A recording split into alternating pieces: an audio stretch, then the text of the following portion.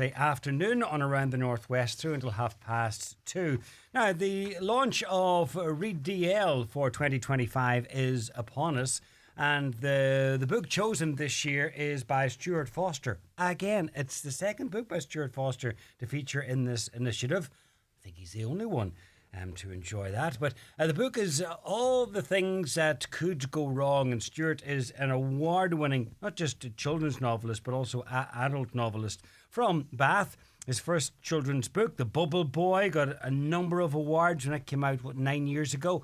It's been translated into 11 different languages, and All the Things That Could Go Wrong has also won a number of awards. It's the story of, well, you know what?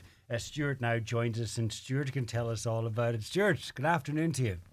Good afternoon. What a build-up. I can't beat that, can I? Nothing like it. I'm just giving the facts, Stewart. That's it. It sounds good when you say them, so I'll take it. Thank you very much. How are things? How are things in Bath? Is it Bath that you're in today? Yeah, it is. I write on a boat, so what you can see around me is me on a boat, and yeah, I do all my writing here. It's kind of nice to have a change in scenery all around me. Brilliant. What about the impending storm? What's the forecast for your area? We're okay, but I do know that you've got to lock down everything. So, yes, yeah, pretty much. Yeah, I think I'm okay. So if I had the use of a boat here, I wouldn't be in it at the moment. Or I'd be making plans. I literally looked at your forecast before we started, and I sort of thought, that's what you're going to be talking about today. So there you go. Absolutely. Anyhow, listen, well done. You're the second of your book after Checkmates to be chosen for this initiative. Tell us a little bit about the book, because it's not just about the story; it's about the two main characters within it and some of the issues that they have.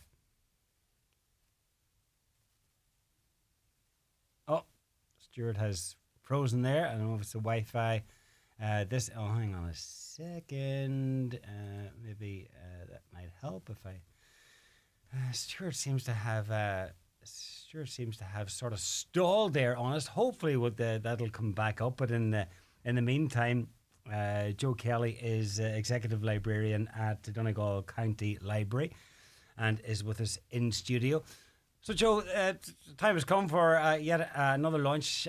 2011, go back to 2011 since it started. It started as Read LK, now Read DL county-wide. So it's really big. Oh, yeah, no, it's great. And look, privileged to be involved with it. There's a great committee there behind the scenes. And just learned yesterday there's 20,000 books have been given out since it began. And as you said, started off as Letterkenny, but now it's very much a Donegal initiative. So I was looking there at the schools. There's schools from Carndonagh all the way down to Ballyshannon, and from Burtonport all the way across to St Johnson, and everywhere in between as well. So no, it's a fantastic initiative. So it's really getting Donegal reading, and that's what we want, you know. And that's the idea of it, reading together. It's a collective thing. It's sharing stories and experiences. And I know then that you organise various events then to tie in with the book, workshops and... Aye, so there's a lot going on. So I suppose people think about maybe reading as maybe a solitary activity that you do on your own. But the thing about Read DL, you know, it's this shared experience. We want people to talk about the book and talk about the story and talk about the issues involved. And, you know, it's like everything else, word of mouth. When people's talking about it, more people are interested in it. And it's great getting the word out in Highland, you know, get that buzz going. And like the schools, all the different schools, there's primary schools, there's post-primary schools, there's youth reach, there's community groups, there's homeschool groups, there's a parents group as well. It's fantastic. And I suppose, as you say then, all the workshops, and we're very lucky we're getting funding from SIPSI for the workshops. We hope to be able to have 8 of those. And then the funding then for the books themselves, big thank you to ATU and Donegal ETB through the Adult Literacy for Life Fund. And that's how we have the ability to have this great initiative. And I suppose can't forget Donegal County Library as well, and my own colleagues, you know, who'll be facilitating workshops and making sure that the schools get the books. And if anybody's out there who wants to take part and maybe, you know, they're not linked to a school, there's 2 copies in every library in the county, and there's 13 libraries in Donegal. So head into your local library and you can get a book there. Okay, so if you haven't signed up already, I know it's closed now for registration, but if you don't have a book, there's your local library, and chances are that you'll get one there. Okay, Stuart is hopefully back on the line. Stuart, I jinxed He is. What an amazing job you did at filling in, John. Well done, my friend. I didn't. Joe did. Joe did. Joe Kelly from the County Library is with us as well in studio. And brilliant. I jinxed it by mentioning the storm. I've done it again. Oh my! It's just not her. Oh no, Stuart, you're still there. I am. Yeah. Okay. Let's push on. I mentioned the book, and it's a great story, but it's also about, in this case, 2 great central characters. Who have to overcome quite a bit. Yeah, it is. Essentially, what it was two ideas I had put together. One was based on a friend of mine with very, very bad OCD that I got tired of people kind of finding it funny, and I really wanted to highlight how bad OCD is. And then I had this idea of writing about bullying in schools, and I actually ditched both the ideas. And then all of a sudden, I was just walking or riding my bike one day, and it suddenly went, how about if I had a boy bullying another boy at school with OCD?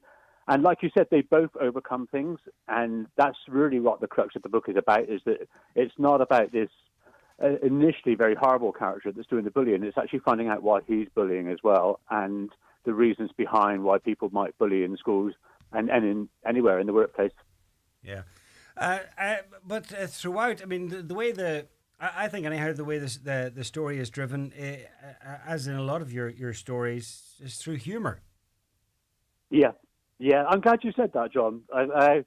Many times when I have people describe my books and they call them heartbreaking or heart-rendering, whatever it might be, and you're right, is that we're not poking fun at anybody, but we are making situations that can become funny. So, and I think if they're not that way, then the reader can switch off. If it's too serious, they can switch off. And so maybe there's, even with the humor, there's like a subliminal effect of it that you're still getting the message across, but somebody's reading and enjoying what they are reading at the same time. Yeah. And the two central, it's a great premise because the 2 central characters, Dan and Alex, and they're sort of sworn enemies, if you like, or there's bullying going on at school, but they're forced together for a summer, and they have to spend time working together. They have no choice. But then their issues then are highlighted, and we begin to understand them a bit better, and we do have a lot of empathy for both of them, and it's great the way it unfolds. Yeah. And I think that's the point. Is I know when I first started writing a book, I had real problems in the first third of the book where I just didn't like Dan because obviously he was bullying and I didn't like him for that reason. And then I suddenly worked out why he was doing it. And by the end of the book, everybody says to me, who is my favourite character? And I cannot split them by the end of the book. All I do know is when I finished it, I missed them both terribly. And I would still walk around the streets with them in my head, so that's kind of like an endorsement of how much I love them, basically. Right. You're used to chatting to people who are reading or have read your books, and at book signings and so on. But this is a little bit different. It's a collective reading initiative, and there's going to be the thousands of people reading the book at one time and then sharing their experiences. So it is. I mean, you're familiar with it from Checkmates, but it's pretty unique, and it's great, I'm sure, as an author. I think it's amazing. I couldn't believe it when you chose one of my books again, and the last one I tried to come over and visit you so I could witness it firsthand. And I don't think anybody quite knows is when you do get approached by such an initiative as this, is that it's a lovely feeling that you suddenly think that some people love your book that much that they think it should be shared in the community. And yeah, you can't understate that. For all awards and things like that, it's actually readership that counts and engagement, and so it's beautiful. Yeah, I think it's a beautiful initiative that you're doing, and this time round I get to come over and see it all. So I can't wait to do that. Yeah, you're going to be over for the closing ceremony actually on the 13th of March out in beautiful Glenveigh. So we look forward to that. Listen, Stuart, keep up the good work, and Thank you very much, my friend. yeah, and good to talk to you. Thanks a million for joining us. I'm glad we overcome our glitches. Thanks ever so much. Okay, that was Stewart Foster, and let's go to a school now where the book is being read, namely Finn Valley College, and there's a full lineup, but I'm hoping that I'm hoping number one that the line will hold, and that Aaron Alexander is there. Aaron, Hello. hi, how are you? Good. How are you? Good. What year are you in? I'm in first year. First year, okay. And because I think the book is kind of aimed at those on the junior cycle, so it would be perfect. And have you read all the book yet? No, I've only started the first few chapters, but Okay. it's really interesting so far. And do you like what he's done with those chapters? They're very short and succinct, and and you're on to the next chapter before you know it. Yeah, I really enjoy it. What's your first impressions? Um, I find it very interesting to see how Alex gets on with his day, having to cope with OCD. Okay, yeah. And this could, you never know, you could be sitting beside someone who has OCD, and it's important to be mindful of stuff. Yeah, it gives us an insight, doesn't it? Yeah. Yeah, what they're dealing with on a daily basis. And your classmates or school colleagues there beside you, is anyone else through the book a distance? Anyone else getting? Okay, okay, all three making your way through the book. That's good. And what's the impressions so far? May I ask? Great. Good. I really enjoyed like the first few chapters, Yeah. and I missed the start of it, but when I caught up, I thought it was really interesting from the first chapter. Yeah, and the dilemma then, well, as it goes on, I don't want to spoil it too much, but as it goes on, then the whole dilemma that they have to get on together. All right, and you're not the only ones, Aaron, who's reading the book in the school, because is the whole class or different classes? The whole class is reading it, yeah. Okay, brilliant. And then, as I suppose, as time goes on, or as the weeks go on, then you can swap stories, and where are you in the book, and so on, like that, so on. Yeah. Oh, listen.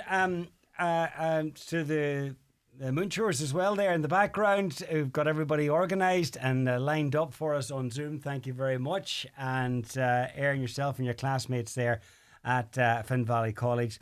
The best of luck with the book. Enjoy the book, and everything that goes with it as well, because I know I'll be chatting to Joe in a second about various things, but also in particular the website. And thanks for taking a wee bit of time. Thank you. Thanks, John. Okay, Joe, back to you. It's it's good to get the feedback, isn't it, there from some of the students, because that's perfect. First year at Finn Valley. That's kind of I think like they really hit the nail on the head then when they were talking about, because they were talking about empathy, and you're putting yourself in somebody else's shoes. And when you read a story and it's about a character like that, and maybe they've got struggles, it's OCD in this case.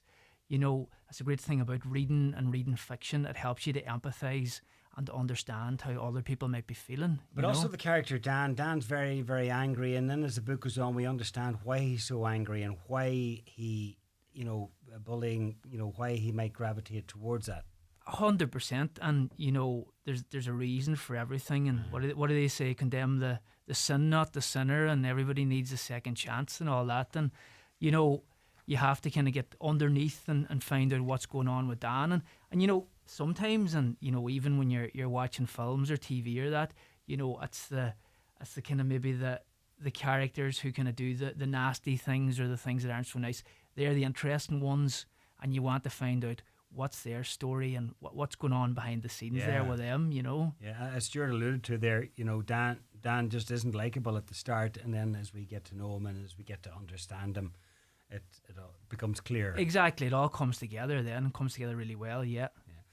So, 2,000 books distributed, and I mean, it's not just in primary schools. We're chatting about post-primary schools and reading groups, youth reach, various groups. So it's it's embracing a lot, and the important thing is county-wide. It's county-wide. It's all over. It's all over Donegal, as I said. Like from Inishowen all the way down to Ballyshannon. The Rosses, over to East Donegal as well. Everybody's getting involved. And just the other thing about the book, and you're reading it, and people sometimes think about reading. It's kind of passive, that you just read it and it kind of flies past your head. But when you're reading, you're engaging with it. So you're kind of being creative when you're reading something. And the thing is, if you're asking me or to ask you what we think happened next in the book and how Dan and Alex got on, we'd have two very different opinions about what happened. And then that's the way then maybe, when you're thinking about that and you're reading the book, to tap into for the writing competition that's coming up as well for Reed Dale, and it's kind of it's very fitting, unfortunately, for the theme of it's very fitting for, what's coming ahead of us tomorrow, what could possibly go wrong or hopefully not, as the case may be. Yeah. So again, as you're reading the book, think about that. Think about Dan, what's going to happen next. And when you put the book down at the end, you're going, I know it's finished, but you're still going, I wonder how the two boys are getting on now, and what's the story, even like 5 years later, what's going on with them, how did their lives work out, and... Well, when any of us read a good book, we like to tell people about it, and we're just waiting for the opportunity, maybe for books to come up in conversation, whatever, and then you'll jump in and go, listen, I've just finished a fantastic book, and you want to share that. The beauty of this initiative is that there's multiple opportunities to share. If you like the book, then there's the website and there's the competitions and workshops. Exactly. And so keep an eye on Reed Dale on social media, and then go to readdonegal.com as well. And that's got like different initiatives and tips. And the thing is too, it's got information on the books going back years as well. So, you could tap into some of those books. Yeah. They've all been good books in different ways. Yeah, it's not, sometimes, coming to the decision what book to choose, it's not that easy, and people have different opinions as well. And so the book that does come out at the end, it's gone through a kind of tough enough process as well. And we're really looking forward to having Stewart over here, and he's coming to Glenveigh. So we just want to thank Mary Nealis and all the staff out in Glenveigh for agreeing to have the closing ceremony. And look, when you're getting somebody like that over, you want to show off Donegal, and we're better than, Glenveigh, Absolutely. Aye. Okay, the website is readdonegal.com, and the book, if you want to seek it out in your local library, is called All the Things That Could Go Wrong. It's written by the award-winning author Stewart Foster. Joe, the best of luck with it. Thanks for coming in. Thank you very much, John. Thank you.